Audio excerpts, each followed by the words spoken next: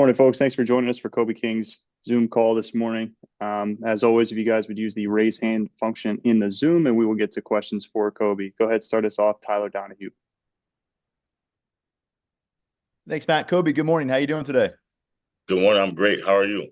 I'm well, thank you. I know you've been involved in some big time matchups, but I'm curious, can you sense the buzz around campus early on this week? Maybe the buzz within your team facilities. I know you guys operate within that 1-0 mentality, but is it something that you can detect this week?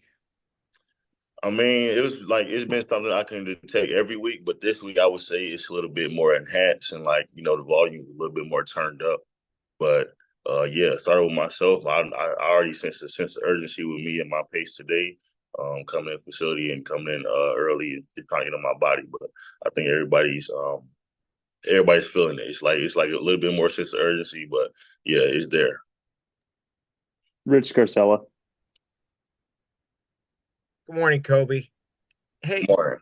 we've talked to you about Tom Allen before, but now that you're more than halfway through this season, what have you learned about him as an X's and O's guy and also as a person? First, as a person, he's a great person. That's why most of the guys, well, all the guys love him. They love him just because the way he is, the way he gets us to think, and the way he uses us to use our brain.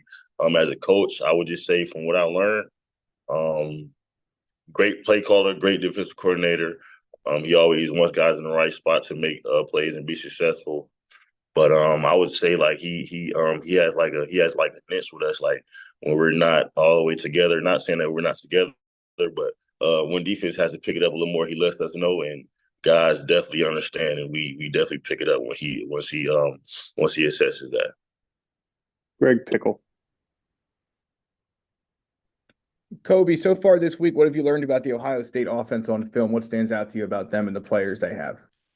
From what I think, they're talented. Got a great mixture running the ball and passing the ball just like we do. Great players, guys that we've seen in the past. They got great schemes, great concepts, but they're a good team. We're a good team. So, I just feel like any other week, they got guys. We got guys that we gotta dial in on with them, and yeah, it's gonna be a good game. Joe Smeltzer. Hey, Kobe, thanks for the time. So this is going to be the fourth Ohio State game that you've been a part of. And obviously everybody has a different way of approaching things, doing what works for them. But for you personally, are you going into this game thinking like, hey, the past is the past, let's just focus on the here and now? Or are you using those past experiences as fuel for Saturday? Those past experiences definitely are always do that fuel for Saturday for and the workout that we've been in, meetings.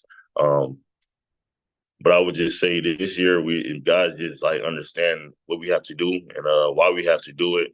So I think guys are not really thinking about the past or what happened in the past, but definitely learning from the mistakes made in the past, and definitely guys growing from there, learn from there. But guys got a chip on their shoulder, and just like any other weekend. Um, I don't think we have to do anything different from week one through last week. Frank Bodani. Kobe, how would you say your defense is different, better now than it was a few weeks ago? Even if you don't have maybe all the health, all the guys that you used to have exactly playing 100%, how is it different? How is it better, possibly? I would say it's just different from all the guys we got, the diversity we have on our defense, the amount of guys we can use at different positions. But also the way that guys approach it, the way guys bought in this year. Not saying that guys weren't bought in, but guys are more bought in, guys are more bonded. I feel like we're more connected and close as a defense, which is awesome. Um, and secondly, I just think guys just want it. So the defense has always been Penn State defense. Always got a niche, always got some type of edge with us. But I think guys just want it for more than for the greater good, and that's to win a national championship, win a Big Ten, and I think most of the guys understand that. Seth Angle. Hey, Kobe, thanks for the time this morning. We just got off a Zoom with Nick Singleton, and he talked about the adversity that this team has been through, whether it's injuries or halftime deficits. How has that kind of built the culture of this unit this year, going into what is, a very big game on Saturday? It kind of built the culture, like, because that's kind of the way Penn State and kind of the way we kind of conduct things. Things go a certain way, and if someone goes down, next man up mentality. And I just think the culture of that and the culture of guys having the same standard, guys being bought in, and guys being able to show that they're ready when their name get called. I think it just shows Penn State culture, and it just shows the way guys are approaching meetings and approaching practice, and shows the way Coach Frank is preaching in meetings every day. Tyler Donahue. Yeah, speaking of that next man up culture, on Monday, James Franklin spoke a little bit about Max Granville, the freshman defensive end, how he could play a bigger role if Deny wasn't available on Saturday. He got in against Wisconsin. We've seen him a bit in game work, but what have you witnessed since he got to campus in late summer in his progression, and why do you feel like, if needed, he can be a key piece for this defense down the stretch? Yeah, Max he's a great guy. He's a funny person. I didn't know how big he was until I actually looked at him, and for him to be that young, he looks just crazy from that standpoint. But he's a great player, just from his talent, his skill set, and what he's brought from high school. But I think he definitely has a great chance to show us what he can do, and have us depend on him and him depend on us at the same time. But I think he's took it the right way from since he got here on campus the first day, and it's definitely showing, because he's been getting better every day in practice and meetings and weight room. He looks like a gladiator, but he approaches everything the same. Great guy on the field, off the field, and I think he's gonna do something big for us. Audrey Snyder. Hey, Kobe, appreciate your time. I know that a lot of fans want this game to be at night. Obviously, Beaver Stadium at night, I think we all agree is a different atmosphere. Is there any benefit for you in terms of having this game at noon? I know sometimes guys say they don't like sitting around, the hotel all day ahead of a night game. Is there any benefit to you Yes. think playing this to noon? Yep. Um, to me, I would just say the benefit is just going day to day and just like really getting right into it, from it being a 12 o'clock game kickoff.